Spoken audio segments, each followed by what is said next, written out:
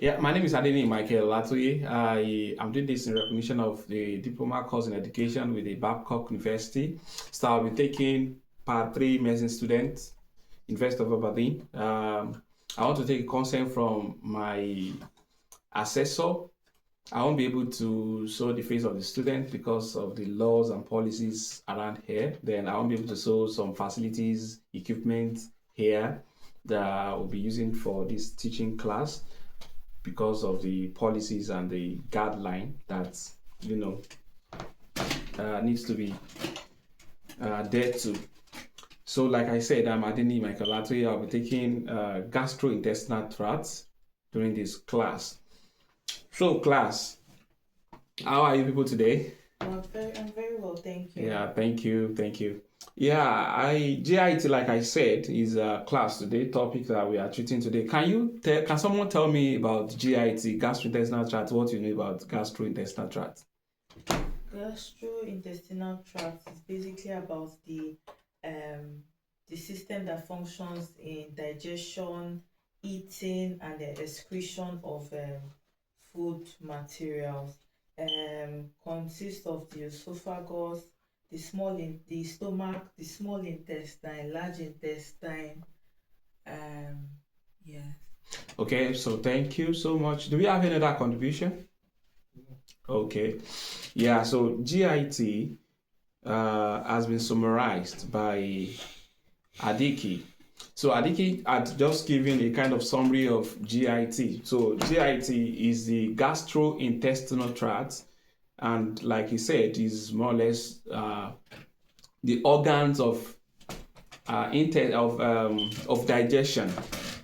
Is the organ of digestion. So whatsoever you take in, there is an engine that ensure that those things that you eat is being pulverized and is being turned to a particular nutrient that the body needs. So we'll be doing justice to that today, and then by the end of this class, I will expect that you will have some questions to ask me, as I will also be asking you some questions at the end of the class. So let's start.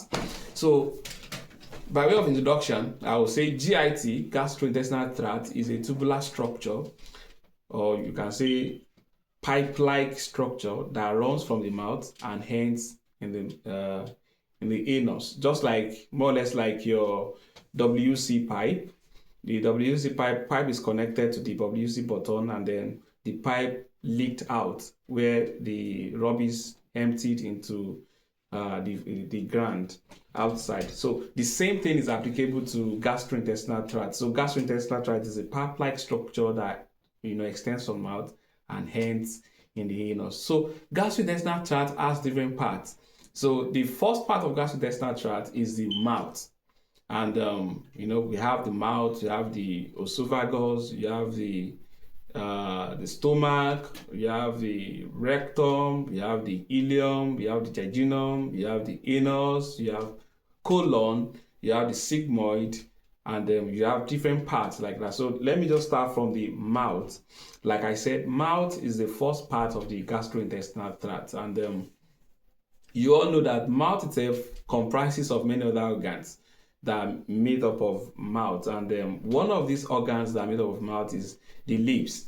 And anatomically, lips is regarded as the entrance to the mouth, and you see is what is observing. One thing about anatomy is that it's something that you can see on yourself or your fellow colleagues. So you can see that the lips is the mouth, is the entrance to the mouth, and after the mouth, the lips, the next thing that you have is the tooth, the teeth system, the teeth. So and you can see that the teeth is more or less like the what will I call it now? The door to the mouth.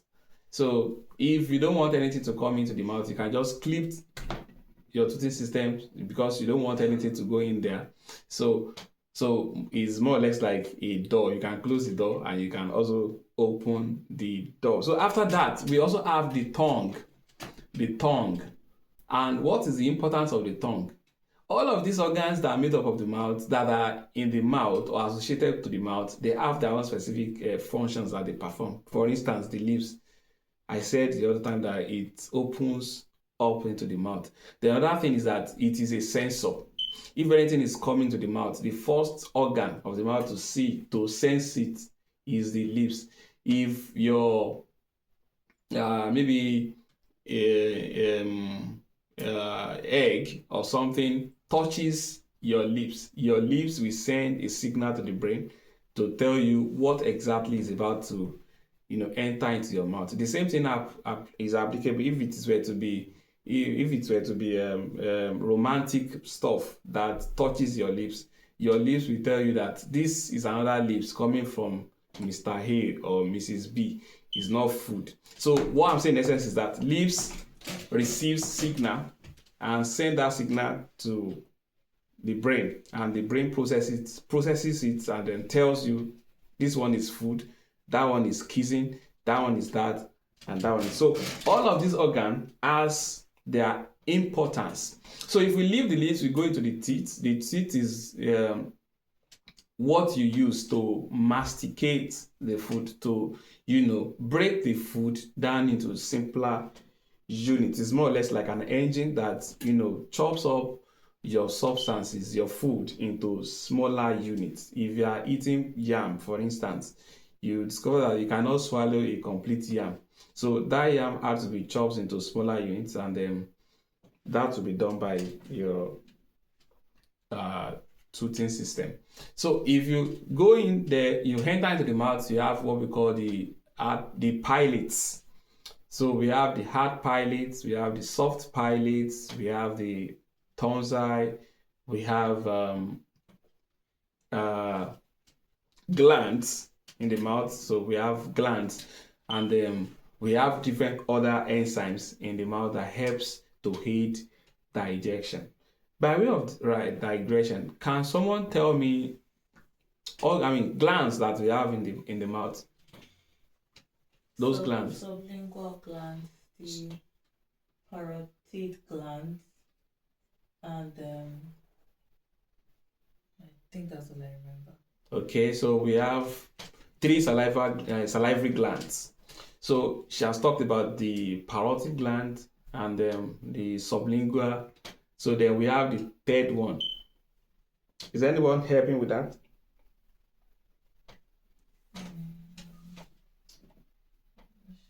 Any clues? I don't know. Are you sure you don't know? Are you sure? Let me think. What gland? What's the last one? Submandibular? Submandibular, thank you. So we also have the submandibular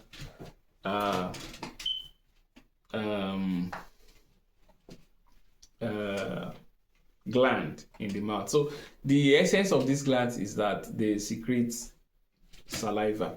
They releases saliva into the mouth, and those saliva aids digestion. So all these glands that we're talking about, they are located in the mouth, and these salivary glands has dirt material that emptied their production, the saliva that they produce, into the floor of the mouth. You can see, if you open your mouth, you may not be able to see any glands, because those glands are embedded in the tissue of the face, in the muscular tissues of the face. Taking for instance, the submandibular gland is located in the submandibular triangle, in this place, along this place. So it is also located in both sides, submandibular. So while the parotid gland is located somewhere here, and what I'm saying in essence is that all of these glands, they have their duct that releases their product into the mouth, and what they do is just that they releases the saliva break down substances into simpler. They act like an enzymes, and enzymes is they are catalysts that breaks down reaction into simpler units. So that is the same thing the enzyme does. So other things that are in the mouth that are present in the saliva is lipase, and lipase is a special enzyme. that can be found in the saliva. And what lipase does is that it breaks down the carbohydrates. And that is why in biology they will tell you that digestion of carbohydrates begins from the mouth. So what causes that, or what aids that, is because in the saliva there is a lipase, which is an enzyme that acts on your carbohydrate. When you eat, probably you eat cassava, you eat eba, you eat whatsoever that is made of cassava. So once that thing gets to the mouth, the digestion processes begins, because the lipase hacked on it and begins to break it down. So, but we're not going into breakdown processes and metabolic reactions. We are not going to be deeply into gastrointestinal tract. So when you leave that area, you also move into, I talked about the pilot the other time, that we have the hard pilot, the soft pilot. The hard pilot is directly at the upper part of your mouth, immediately after the upper teeth. So that is the hard pilot. And if you touch it, exactly this place that I'm palpating, that place is hard.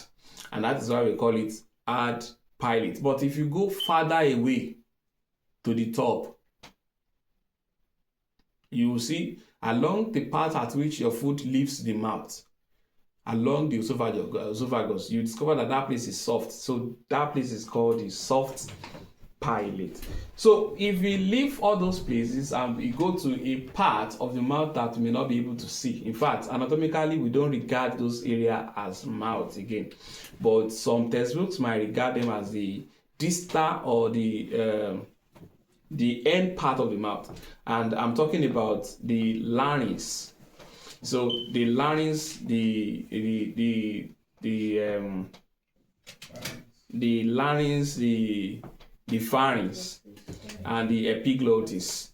So let me quickly talk about those ones. They are also, these parts that I'm talking about now, they are part of GIT, and they are also part of the respiratory system. So they are part of respiratory system. They are also part of gastrointestinal tract. And if you may ask me, why are they part? They are part because they both contribute to gastrointestinal tract, and then they also contribute to respiratory system. When you're talking about breathing in and out of oxygen and carbohydrate, they participate in all this, the flow of air into the lungs. Into the lungs. So and that's why they are respiratory system. So, but they are part of the digestive system because they also have one or two contributions that they perform when it comes to digestive system. So the larynx, we all know that the larynx. What can you tell me about the larynx? Do you have anything you want to say about the larynx, probably, Mr. Hyde? Not exactly. Okay, so the high. The reason why I'm asking questions, because my assessor, they want me to start teaching from known to unknown, and that's why I'm trying to ask those questions. So the larynx is the mouth to the lungs. What does that mean? That means that the larynx is the first part to entering into the lungs. So when you are going to the lungs, the first part of that you come across is the larynx. And this is very important to know, that if you are eating, taking for instance, you are eating substances that has that could produce layers, like yam. Yam is a tuber, and a tuber could produce layer. You could see strands from yam. So if care is not taken, you are eating yam and you are talking, there are tendency that the layers of the yam could or may want to go through the larynx. And if that happens, the substance must not go into the larynx, must not enter. It may get to the larynx, but it must not enter into the lungs. Because if it enters into the lung, then there's going to be complication. And in fact, if any substance enters into lung, the fellow might die.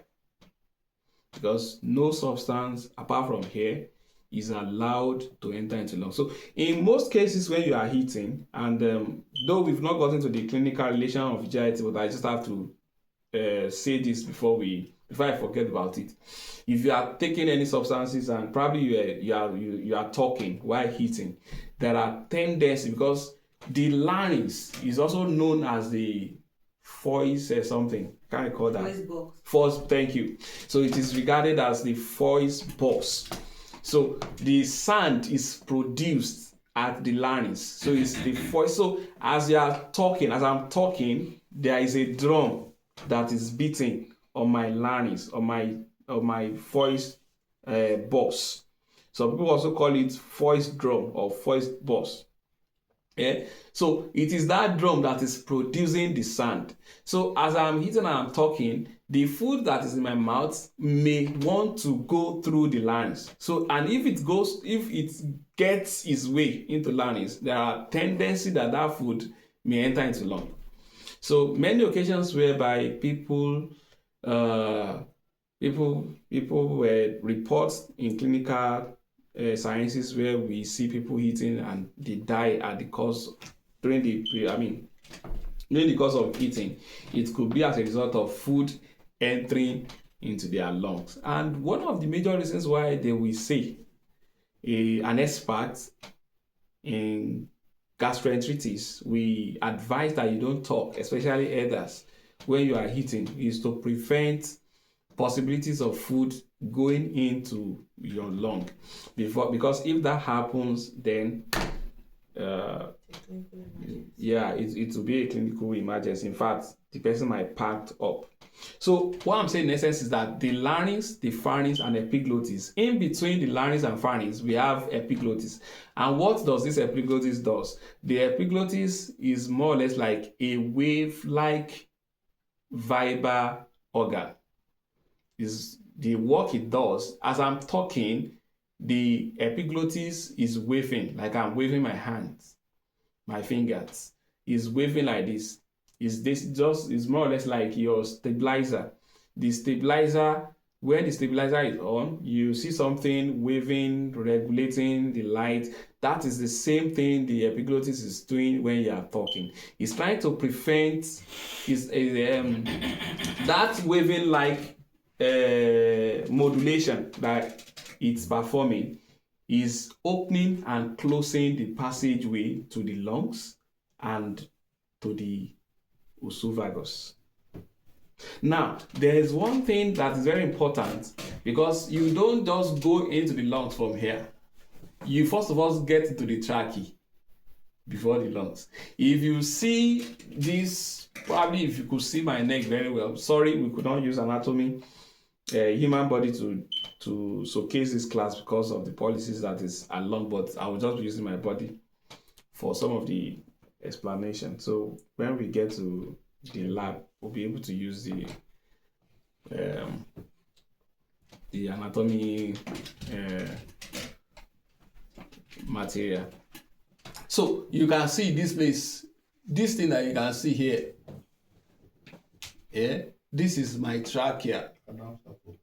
Yeah, so it runs down like that. It runs down. So I can begin to tell you different part of this trachea. This is thyroid gland somewhere here, and thyroid gland is located here. This is the laryngeal epiphysis. So this tube like this, from the laryngeal epiphysis to the thyroid, down, all of it down.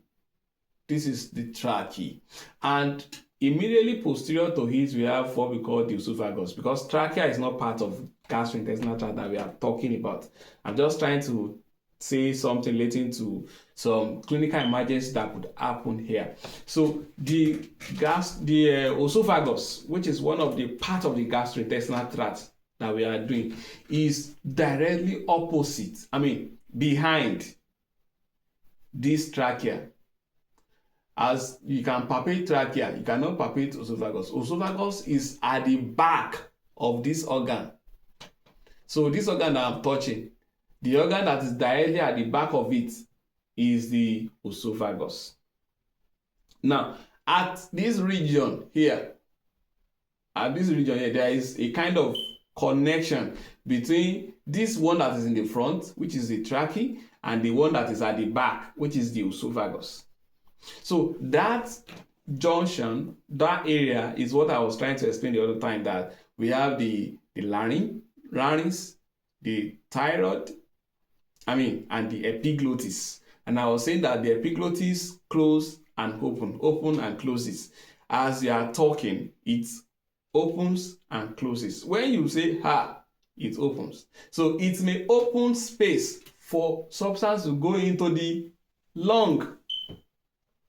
And that is why it is not advisable to talk during that process, so that your lung, your trachea will not open, because anything that goes into the trachea will go to the lungs. But anything that goes through the esophagus will go into the stomach. And when you are eating your food, you want your food to go where? Into the stomach. Into the stomach. You don't want your food to go to the lungs. You want it to go to the stomach. So let us leave that for another day. So if there is any question on that, when we are doing respiratory systems, I'll be able to explain further on that. So let's go into the gastrointestinal tract proper. So the next organ that you come across is the esophagus. Like I said, the esophagus run down is like an 8 centimeter long from the epiglottis. From the epiglottis, it runs 8 or 8 point something centimeter down, and along it runs down. And don't forget, there are bones that also covers, apart from the trachea, that hence to the bronchioles, the two bronchioles right and left before those ones now enter into lungs. And I told you that the esophagus is at the back, don't forget. So in front of all of them, at this point, we have sternum that protects them all. At the neck, nothing protects them. They are open. And that is why when you want to kill a goat, you don't find it difficult to kill such a goat, because the trachea, you gain access to trachea and the esophagus directly. You can quickly take it off. But when you get from this area, they are protected by the sternum and the ribs bone. So, but that's a talk for another day. So the next organs that we come across when you leave the esophagus is the stomach. The stomach is another organ of gastrointestinal tract. Don't forget, we've talked about the mouth, we've talked about organs in the mouth, and then we've talked about the esophagus, and we are talking about the stomach. But before I leave the esophagus, I said the esophagus is more like 8 centimeter long, and the esophagus itself has a sphincter. Can someone tell me what he or she understands by sphincter? It's something that constricts a place. Okay. Thank you. It is more or less like a constrictor, and it does not allow a full access, or it could close. It could tighten the surface area. So when you are running from the esophagus, when food is coming from esophagus, the food will get into the esophageal what do I call it now? Sphincter. Gastroesophageal sphincter. So the gastroesophageal sphincter is the space between the stomach and the distal part of the esophagus. So the content, one of the major essence of that is just to prevent a reflux action, so that the substance in the stomach does not go back to the esophagus. So, but the substance in the esophagus can go down into the stomach, and you can see that there is a kind of if substance is coming from up, there is a prayer to allow it to go down. Then apart from that prayer, we call something peristaltic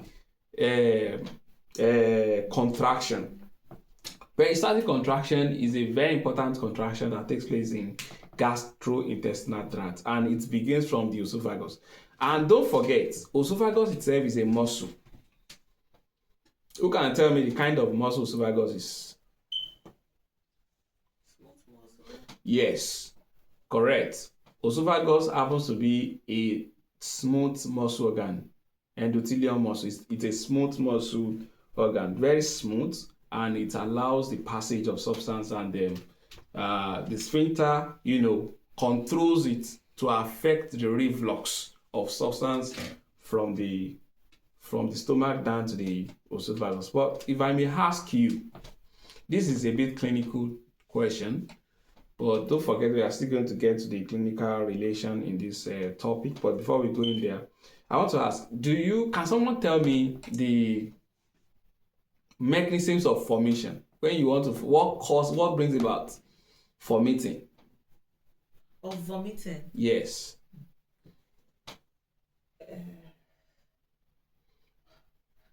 Do I know? I think pressure builds up in the stomach to push the contents out. Okay. I'm not quite sure. Okay, yeah, you tried. Yes, that might not be the clinical way of putting it, but at least you are on the point. The cause for formation could be as a result of when someone is not fine medically, or probably someone is in a condition, I mean pregnancy, the body system, there is a kind of what we call nerve compression. Depending on the nerves, especially these the nerves that supply the I'm trying to remember these nerves. The nerves that supply the diaphragm, the vagus nerve, and there are two nerves along that part. I can't remember vagus nerve and one other nerve. Like I won't be able to remember that now, but if I remember in the course of this class, I will say it. So if there is a kind of pressure on the vagus nerve, and things that could cause pressure on vagus nerves, that there are a lot of things that could cause pressure on the vagus nerve, or irritation in the stomach wall, you could build up, pressure in the stomach to wanting to pull content of the stomach up. And one of the things that causes irritation in the stomach is that the stomach itself is a layer that contains acid. Yeah, especially hydrochloric acid. Hydrochloric acid is numerous in the stomach. So if the stomach becomes more acidic, one of the things that could make stomach to be more acidic is pregnancy. So, and other things that could make stomach to be acidic is if you are not eating, you are fasting. So the stomach wall will be very acidic. So, but then if you are taking ripened fruits, it could also increase the acidity and the alkalinity of the stomach. So there are numbers of things that could bring about increase in the concentration of hydrochloric acid in the stomach. So if this hydrochloric acid in the stomach is on increase, then there will be a pressure that will want to cause the content of the stomach to go up. So, and all of these pressures that we're talking about could be as a result of health challenge, or probably someone is in condition. And I mentioned those nerve compressors the other time because of the pregnancy and all of that stuff. Because when someone is in pregnancy, then the vagus nerve compressions and some other nerves comes into play, which could trigger, wanting to vomit and all those stuff. So those are by the way. So when you enter into the stomach, we're already talking about the anatomy of the gastrointestinal tract. So when you enter into the stomach, there are different layers of the stomach. It's a pity there is no human body to describe that, but I'll just explain it a bit. So I told you that the last part of the esophagus is the sphincter that empties into the stomach. So when you enter, the first part that you entered into, the first part you enter into is the cardia. The cardia. The stomach is more or less like, you have something like this. You have something like this.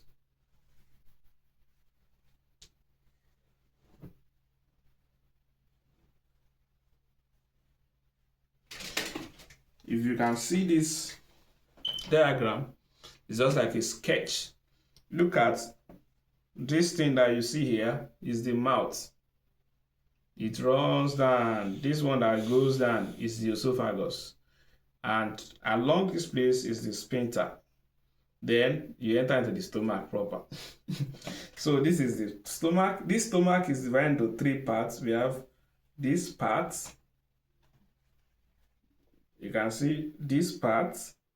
Then you can see this part. And then you can see this part. Those are the three parts of the stomach.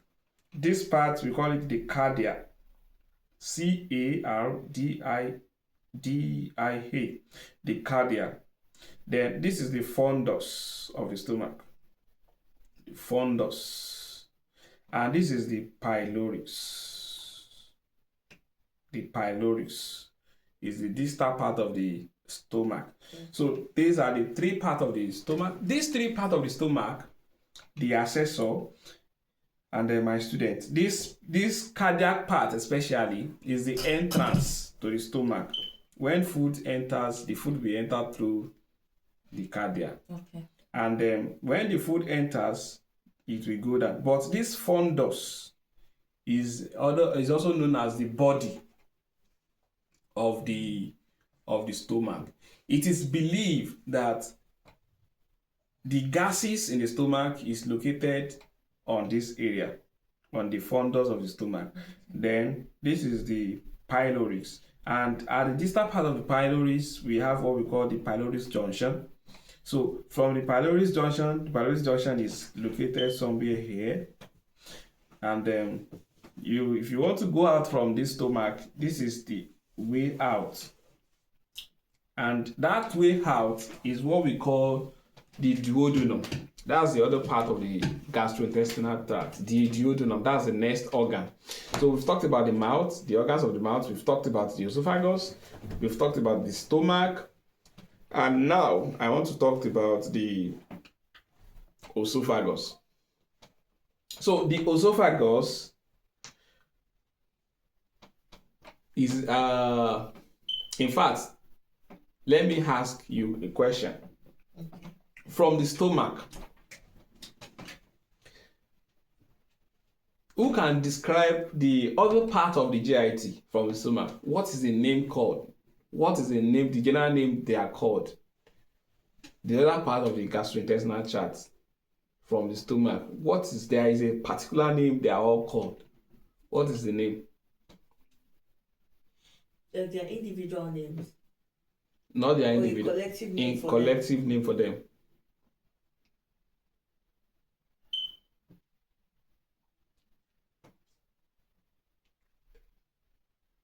The intestine? Yes. Okay. So they are called the intestine. Okay. So the intestine begins from the end of the stomach.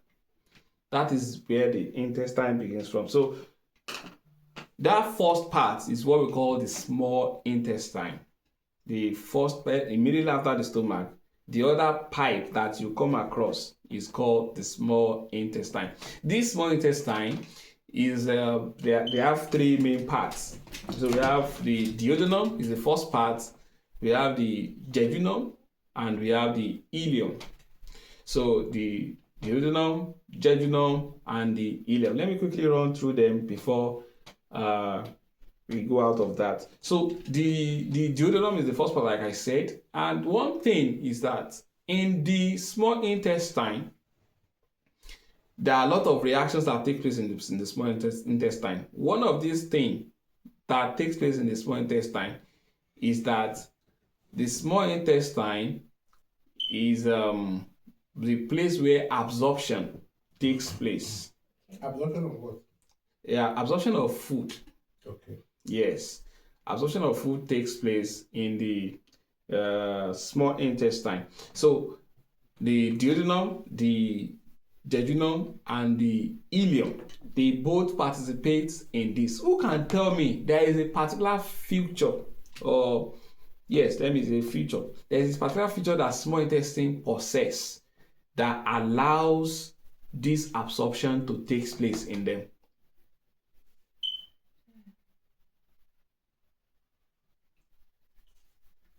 And it's not the villi? Villi, correct. Yeah. So they possess villi. So there is a villi-like in them, in the inner layer of the small intestine, and it is that villi that makes them to be able to, absorb. And it's more or less like when our mothers, especially those that are from Nigeria here, you see people are trying to make ogi. You'll put it inside one cloth like that and squeeze it together. As they are squeezing it, the nutrients, the substance, the good substance is coming out. Are you following me? Yes. Those good substance that is coming out, they are the resources that they need. Mm-hmm. Why those things that they don't need will remain. Yes. That is the same thing that small intestine does.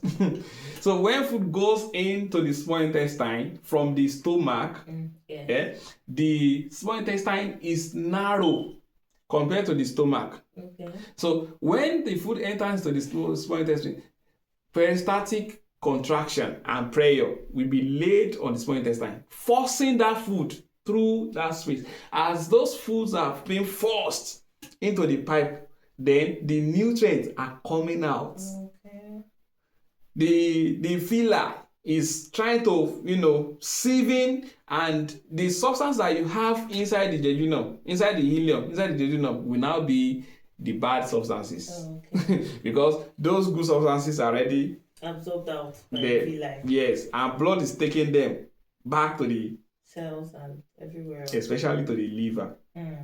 So that's why in another story for another day, you say in anatomy you may be asked, it's a very general question, that 70% of blood that goes to the liver comes from DAS. You now begin to ask you, the answer is the 70% of blood that goes to the liver is coming from the intestine.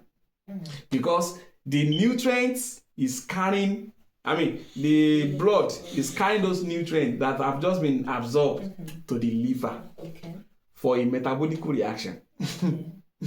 Before those nutrients can go to wherever they want to go to, and blood can take them to the brain, to the hand, to the leg, to different part of the. So, like I said, we have the duodenum, we have the jejunum, we have the ileum. Those are the three parts of the small intestine. And what happens in the small intestine is that it is the area for absorption. And like I said, they possess villi. They possess, and they are narrow. And I believe almost everybody must have seen small intestine before in goats, if you have not seen that of man. So the same thing that you see in goats is the same way in humans. Yeah, in pepper soup, thank you. So a lot of people that eat pepper soup must have seen that small intestine before. So if we leave small intestine, we go into the last organ. We call it what? The large intestine. The large intestine. Now there is one interesting thing that we have to take note here. Before you enter into the large intestine, the last part of the small intestine is what? The ileum. No. Is the ileum. Okay. Is the ileum. The first is the duodenum. The second is the jejunum, and the last is the ileum. So there is a particular point that hangs into the large intestine. That point, we call it one name. What is the name? The name of the last or the exit of the small intestine. What is it called? It's called a particular thing. It's called a particular name, rather. The colon? I don't know. Okay. So the colon is the first part of the large intestine. But when you're about to leave the small intestine, there is a junction between small intestine and the large intestine. We call it ileocacal junction. So that junction, you can also call it the cecum. You can also call it what? The cecum. Cecum. So the cecum is the last part of the Small intestine. yes, and it is the part that emptied into the large intestine. So the junction between the large intestine and the small intestine is called ileocecal junction. Okay. Ileocecal junction. So that junction, sorry, I do not have a board here. I would have just draw it and indicate that particular area. So that area is more or less like a curve area. You know, the GIT is narrow, and then it got a particular area, it becomes very curved like that, and it goes up. So as it goes up, you know, just believe you are seeing small intestine like this. See them coiling.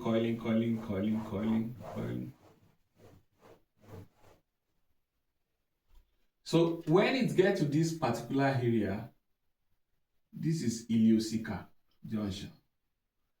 The ileocecal junction now runs to something like this and runs up. This is the colon. Something now come down like this. Sorry for this diagram. All of these diagrams that you can see, they are small intestine. When you get to this place, this is this ileocecal junction. Okay. And then you can also call it cecum. Cecum. Yes, CECUM. So when you get to this place, this is what we call, we have entered into the large intestine here. Okay.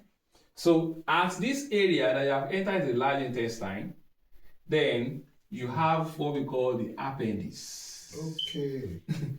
So this is the appendix. It's also a tubular structure, but we call it blinded simple tubular structure. It is blinded simple tubular structure because it does not end anywhere. Yeah. So it is blind. So that's why we call it blinded. It's just there. It doesn't have It's function. just an accessory organ of. Yes. Yeah. So it has no function in the body. It does not really have functions per se. Yeah. You can just. Yeah. So, and that is why if it is inflamed, it can be removed Without any replacement. Yeah. So because it does not have any usefulness as such. yes. So the large intestine runs like this, and then in fact, if I'm to draw large intestine, this is the stomach. All these things, let me say, they are still coiling. So you have something coming up like this, going like this, then coming down. Exactly. Now, this thing that hand, don't forget when I was using the other side, I said this is the cecum. Yes. So, this area is the appendix. So, this is the colon. But this colon has different parts. We have the ascending, we have the transverse, and we have the descending. So, this one is called ascending because this colon is going up at this angle. It goes also, it ascends up. Yeah. So when it gets to this place, it becomes transverse. It runs transversely. Yeah. So and when it gets to this place, it runs down. So it becomes descending. So we have the ascending column, transverse column, and the descending column. Now, in anatomy, we can ask you to tell us the relation between this area. What they are trying to ask you to say is just to tell us the organs that are relating to that area in the body. Like in this place, liver is found here in this part, and along this place, what you have here is kidney and spleen. Okay. They are also found here. So and these two angles, they have their names. This place is called hepatic flexus because of the relation to the liver. Why this place is called what? Splenic flexus. Okay. Because of the relation to the spleen. Yeah. So this is splenic flexus, this is hepatic flexus, and this is the large intestine. So the large intestine has different other parts apart from this ascending, transverse, and descending. And those other parts, well, some people will not regard them as large intestine, but they are part of large intestine. So they are the rectum, the sigmoid, and the anus. They are all large intestine. They are all part of the large intestine. So, but you may just decide not to associate them into large intestine. So the major function of the large intestine, because I want to call it a day. I want to enter into the clinical relation and then call it a day before we go into another class, probably another day. Okay. Okay. So the what am I saying? The function of the large intestine, the major function of the large intestine is that the large intestine is the part or the organ of gastrointestinal tract that absorbs water. Water absorption takes place in the large intestine, and the food and other forms of absorption takes place in the small intestine. So and that is why it's very important to drink water. So absorption of water takes place in the large intestine. And we all know anus to be the point at which all of these things, the unabsorbed food, unabsorbed contents, leaves the body through the anus. But before getting to the anus, these things will be in the rectum for a while. And one other thing that we must be able to take note of is that the sigmoid process, whenever any substances, any food substances, in fact, not food any longer, any waste, any shaft enters into the sigmoid, that thing cannot be absorbed again. If anything is still on the transverse column, ascending column, transverse, and descending, there could still be some absorption taking place, especially water absorption. But immediately they enter into the sigmoid, nothing is happening again. Whatsoever enters into the sigmoid is coming out as a feces.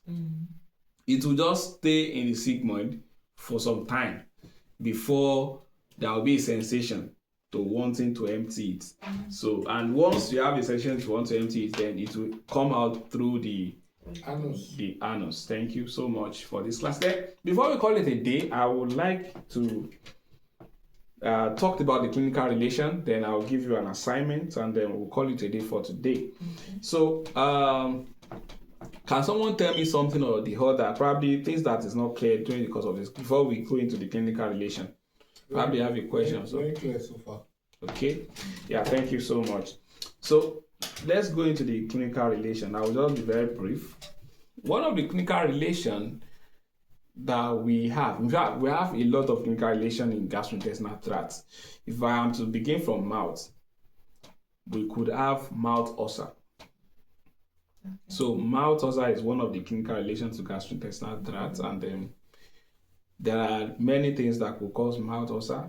If you are brushing your mouth with your tooth with a very hard brush, it will cause mouth ulcer. If you are vitamin D deficient. Yeah, thank you.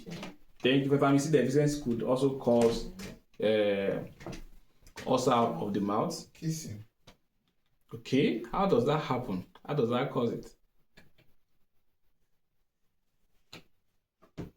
Okay, well, let me elaborate on that. Yes, it's possible, because if that will be, it could be as a result of probably an infection. If you kiss someone that has an infection, then you could develop mouth ulcer. That is very correct. Or a mistaken bite or during the kissing.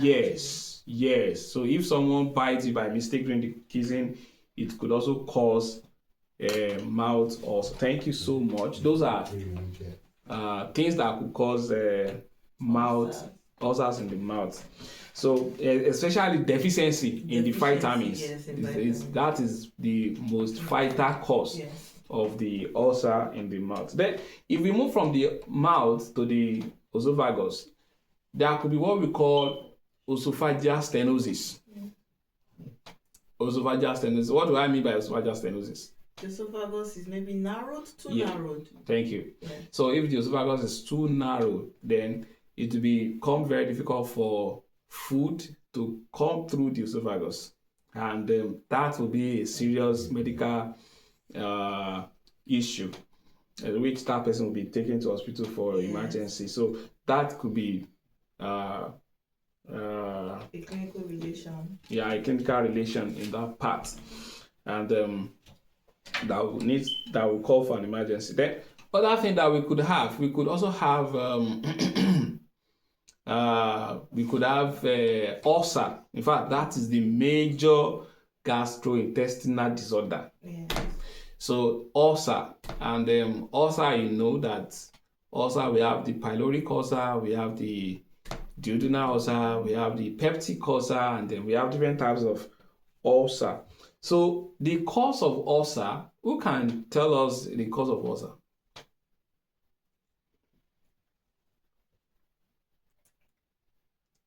Acidity, erosion of the stomach lining. Thank you. From maybe irritation, H. pylori bacteria infection. Thank you so much. In fact, those are the points. So the cause of the ulcer, as just been mentioned, the major cause is when there is too much of acid in the stomach wall. When I was teaching the anatomy of the stomach the other time, I didn't bother to talk about the histology of the stomach because of the length of this class. So that was why I skipped that area. So the muscles of the stomach, the layers, they have 3 layers of the stomach, if not 4. In the histology of the stomach, we have the serosal layer, the mucosa, the submucosa, the muscularis layer. So there are layers in the stomach wall. Those layers, if they are perused, that is, if they are opened up, then that there will be pains. That area will be sore because they are opened up. And the likely thing that could cause them to be opened up is because there is an increase in the acidity level of the stomach, or probably there is one bacteria there, eating up those layers. So those are the major causes for the ulcer. And sometimes when you see people that have ulcer and they are still taking all these agbo, and someone is telling them it's working, meanwhile there are tendencies that there are some of these leaves that could add some constituents that could actually cure those layers, but in another way they are complicating the issues because they are hardening up to the acidity level of that stomach, making the case to be worse. They are trying to add more problem to that stomach, not actually solving the problem, because the acidity will be on increase. That is by the way. So another thing is that there is a particular bacteria in the stomach called H. pylori. So the H. pylori is Helicobacter pylori. Thank you. The Helicobacter pylori is located in the stomach, and what it does is that it aids digestion in the real sense of it, and it is in every human stomach. So God created it that way. So what it does is that it aids digestion. Without it, digestion will not be proper. So it's like a normal body flora. Yes. But most in the stomach, found in the stomach. Yes. So it is found especially in the pylorix of the stomach. So it aids that. But people that fast a lot, if these bacteria find nothing doing for 2-3 days, you are fasting for 2-3 days, then there are tendency that they might work on the serosal layer of the stomach, so then open it up. So and that will build up ulcer in the stomach. That will build up ulcer in the stomach. So that's one of the major causes of the stomach ulcer. So if we live by them, can someone tell me, thank God we are dealing with medical students here, can you tell me probably likely solutions to this kind of ulcer? You can place them on some medications that protect their gastrointestinal lining, and advice on medications, especially medications and food, not to eat in excess or not to even eat at all, or to reduce intake of, like ibuprofen, for instance. Yes. Yes, and that would further increase the irritation to the GI lining. And then protein pump inhibitors like omeprazole, Yes. famotidine, esomeprazole would help with tapering the effect of the peptic ulcers. Yes, and to also reduce acidic food like unripe fruits, for instance. Yes. Thank you so much. She has done justice to that. So when you are treating ulcer, you don't just go one way. You have to treat both with antibiotics and then the proton emitting medications, like she said.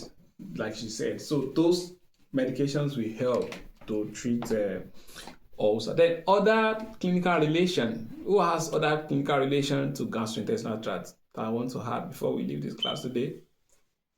I don't know if it's part of, I would have said aspiration, which you talked about. Yeah. That's when the epiglottis does not close, they are eating and talking, and then it goes into the trachea, and it's also another emergency. Yeah, it's part of it. Thank you. Yes, it's part of it. Then we could also have problem in the colon. We could have colon cancer. Yes, so we could have colon, and once that happens, then there will be less or no absorption of water, and that will be very, very dangerous, because that person will have different kind of difficulties to even pass the excreta. Yeah. Because the shaft or the waste product will become concentrated and hard in that area, and it will become very difficult to expel, and it's as a result of the gastrointestinal tract, especially the large intestine, is not absorbing water any longer. And that happens, this is not cancer actually, but that difficulties in absorption takes place to especially pregnant women. Immediately after giving birth, they could suffer that a bit because of the relation between the uterus, the bladder, and the rectum. If you have to go into the anatomy of that, the rectum, the uterus is in between the rectum and the bladder. The uterus is in between the rectum and the bladder is in front. Yes. And that is why people that the pregnant women, the people that are in condition probably at the 7th or the 8th month, they will ask them to drink water if they want to go for any scan. The essence of that is to make the baby incontinent, so that that baby will not be continent and can be able to move after the water has been drank. And during that movement, the sonographers could be able to pick different areas of the. So that's another area. So we have different clinical relation to gastrointestinal. Before we end this class, I want to thank my assessor for the time. It's already 1 hour to read through this class, and I want to say a big thank you to my students for the space of time that they have, and for allowing me not to go through all the hard processes of taking consent before I could make use of them for this class. Thank you so much for the provisions and everything. The assessor, thank you. My name is Adini Michael Ati once again, and I'm teaching from University of Aberdeen here, and this is the class for the Award of Diploma in Education from Babcock University. Thank you so much. I still have 1 or 2 classes to take, maybe some other day. Thank you. Bye. Okay, before I go, Please, I want you to submit the assignment next week, and the assignment is write on the other clinical relation to gastrointestinal tract, and submit it via mail. So other students that are joining us online, I hope you hear that questions very well. I was seeing some people raising up their hands, wanted to ask questions, but time will not permit me to pick your question. Okay, someone is asking a question. Okay. We talked about that already. Esophageal stenosis. Yeah, we talked about that. I think I've answered that. Okay, I can also see another question online. Okay, cardia. Okay, yeah. I was talking about that the other time when I was talking about the area of fundus of the stomach. The fundus of the stomach is the area where the gas in the stomach is located. For instance, your question made me to remember back in Nigeria, if you eat beans, probably there is a beans that you cooked 2 days ago, and you are rushing to work, and you just go to the kitchen and you heat that beans unwarm. In fact, even if not cooked 2 days back, probably you cooked yesterday night and you are eating it today without warming it, you will discover that your stomach will develop some gases. And those gases, the area that they are located or they will be found in the stomach is called a fundus. And in fact, if care is not taken, you will just be messing wherever you go to. Yes. And you discover that if you tap the upper part of your stomach, you discover that you will feel that something is coming out of your body. It's because the gas is actually located on the fundus. I think I've answered this. What's that your name? Yeah, I've answered your question. Thank you so much, people that joined online. Thank you, my assessor, and thank you, my loyal people in the class. I'll see you some other time. I remain your friend, Michael Adeniyi Olatoye. Bye.